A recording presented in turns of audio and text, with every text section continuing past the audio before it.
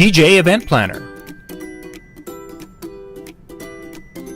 Electro Voice, DJ Trivia and DJ Bingo, ProX Direct, NLFX Pro, Promo Only, Odyssey Cases, Perfect Portals, JMOZ Lighting, Instant DJ Requests,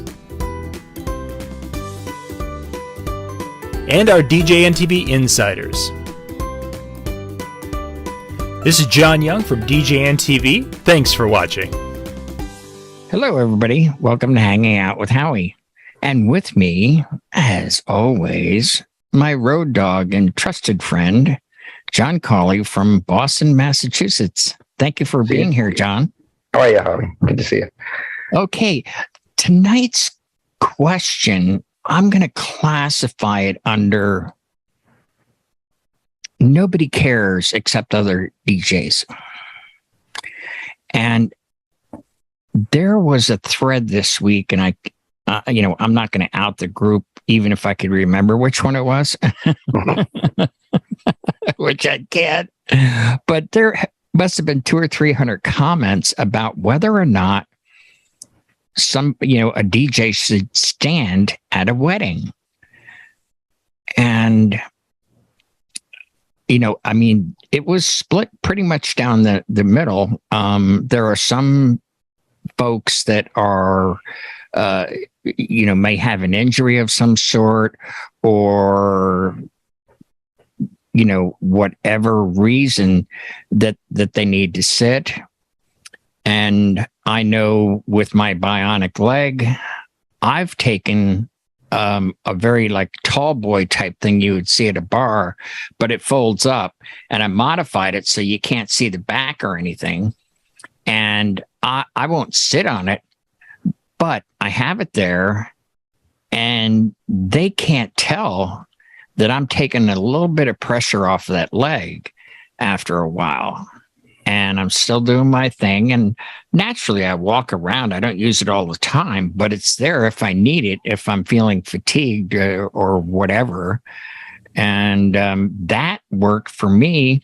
But then I also have a second seat, which is really just a road case that's down there in case of videographers or photographers decide that they're going to take a picture of the couple and the booth at the same time. Well, then I sit down on the lower seat where Right. they don't see me. Okay. They want the beautiful booth.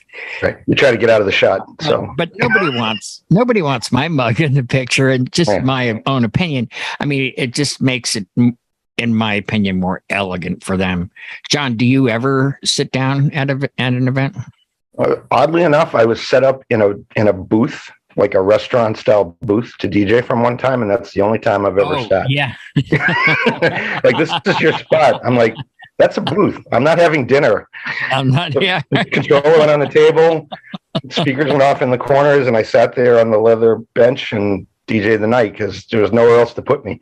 That's generally funny you say that. That happened to me too. As a rule, clubs and bars, sometimes you're on a high boy table. But I like to stand. I like to move around. And especially for something that's professional, like corporate or a wedding. You want to look like you're connected. You're not sitting at the office answering emails. You're up. You're engaged. Absolutely. You're eye contact with the people, and you're involved. You got a hand in on what's going on, and you can see a little bit more too than if you're down behind some kind of a riser and they can't see you. And just, you need that contact. You need to be there. You need to be present. I know when Jay broke his ankle or his foot or whatever and had that boot thing on, he took a high boy chair just to lean on when needed. But for the most part, he stood up which I do too. But I find that if I'm active and, working the crowd, which you always have to do. I mean, you always have to give the photographer a heads up, or even the bride and groom. Are you guys ready for your cake cutting? Okay. How about in 5 minutes? I'll let the photographer know everybody's in place. Well, I'm moving. And when I'm moving, then it's not as obvious, at least in my mind, that, okay, hey, you're having a little trouble with your knee. I'm too busy to think of that. And I put on what Brian and I call our stage health. Yes. And it's only for 4 hours. We somehow push through it. But there are others that really do need to sit, like our dear departed friend, Jimmy Spinn. He always sat when he DJ'd, and I would be the one standing in the middle and be the face of it and be the interacting guy and smiling, and people point at us and I'd, wave back or point at them, that kind of thing. And that worked out well. So he wasn't embarrassed. And to the general public, they didn't know that I was doing lights and he was spinning. All they knew was they were having the time of their life. Yep. And you could appear to be the DJ and he's working lights on a console. So it looks like a complete picture. And I'm actually, I'm actually really doing something, but they don't know that I'm doing lights and not music. And they make a request, and then I relay it to Jimmy, and he worked it in. It was always a joy working with him, because he was just one of those guys that you could smile with. But now, I think if you disclose it at the time they hire you, like if they see your legs in a cast, like you understand, I'm going to have to kind of lean back this night. If you don't want it to come as a surprise, you don't want to audition as saying I'm going to be this firecracker jumping around, and then you're just sitting behind the table all night. That's give them what they pay for, and and explain that. Make that clear at the time of setting up the gig, that, hey, we have to make accommodations for this. Well, like when you said with Jay, I mean, he didn't know he was going to break his leg, and the gig was already booked. They saw him and like, oh, healthy guy. He's like, yeah, this happened. Oops. You made a very good point. And Jay, with his moral compass that he has, he called up the client and let them know that he broke his leg. He won't be moving around as much, but he will be there to do the gig if it's still okay with them. And they went, oh, no, we want you no matter what. So they were happy to have him. Now, I know you probably know a few people that are actually in wheelchairs. So the client already knows that their DJ is in a wheelchair, but he's a good DJ. And they seem perfectly fine with that. Well, sure. If they know from the beginning, they're on board with it. Then they'll do what they can within their capabilities to just rock the night, and that's totally acceptable. So, yes. Yeah. All right. Well, how about you, John? Can you think of something that the general public wouldn't know or doesn't care about, but only DJs do? In a one-word answer, gear. We're the only ones that care. Not to name names. We're not going to mention brands of computers versus others, brands of speakers. I got you. Yep. We care because that's what we use. And if you're not using brand X, your sound is, I'm using brand Y. And if you don't, if your speakers don't look like juice boxes and you're not using the right rig, we obsess over that way more than any client would. If the party's 100 people, you know what you have to bring. If it's 250 or more, you know how much more you need to bring. And as long as you're bringing enough to, not overdrive a minimalistic system for a large crowd of people, it doesn't matter. It doesn't matter what brand you bow down to at the end of the day. We care as DJs, I think, more than the general people. They look, a speaker, a light, he's got a computer. That's it, as far as it goes. Hey, and we're dancing and we're having fun. Yeah. I mean, I have never. Well, I use I didn't always use top quality equipment, but now I do. And one of them is our sponsor, Electro Voice, and I'm happy with it. But I've never had a client come up to me and say, "This was a great event, except you should have used Acme speakers." They don't care. They're just like, "Man, we danced our butts off and we had a grand time. Thank you so much." And you're just on to the next thing. And then as you progress, you can buy better quality. If you're starting out and all you can afford is budget gear, go for it. Make your money, save a little bit, and then, move up a little bit at a time, because nobody cares except other DJs. That's it. Buy what you can afford until you can afford better. And if you need to be Wile E. Coyote with Acme on everything, then that's just what you are until you get to that level. Make it work until you outgrow it, and then sell it off and put the money towards something that's the next level. Yeah. Except for you don't sell anything off. I've been at your house, man. You got your place is like mine. You got stuff all over the place. I might be hoarding. What's that, Mr. Microphone? I see that wall behind you. Talk about having some antiques. I might be a hoarder, but yes, I have equipment I haven't used in 10 years. Yeah, WC Fields. This is Howie calling from the 1920s. Those are collector's edition, though, and I'm hoping the stuff I hold on to long enough will be collectibles. They're just not old enough yet, so I can't part with anything. Yeah, no, I totally understand, but I thought I had a lot of moving heads, but after seeing your place, I'm like, what do I have? I have 12, and I think you have probably 18, 20 moving heads. You even have R2D2s that are like 2 or 3 feet tall. Yeah, I got a couple of the Canons. They don't come out to play much because I'd need a party of at least a thick enough crowd of people that I don't just laser evaporate the ones in the front row. But again, it's the rig for the gig. Sometimes you bring a gig bar, sometimes you bring a couple of blinky lights, and other times you want something more synchronized and beautiful. All depends. And again, that's something that we care about. And, when we explain it to the clients, then they can start to care about it. Well, so-and-so DJ is only 500. Yeah, but it's not going to light you up when you walk in the room. He's not going to light up the people giving the toast and the speeches. And your sweetheart table and your cake isn't going to be glowing the way that I can do it. So, we have to explain some of the behind the scenes that people don't get.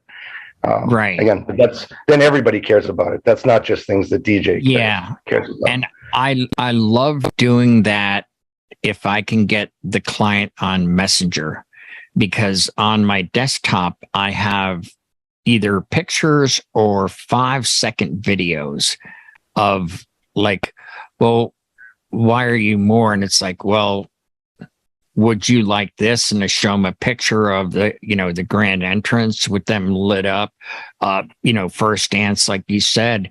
And they're like, oh my gosh, you can make that happen. And then, or you show them the whole room, and then it's like a 5 to maybe 7-second video where the lights are doing a change all the way around the room in their colors. And they go, we want that. Yeah, we want that.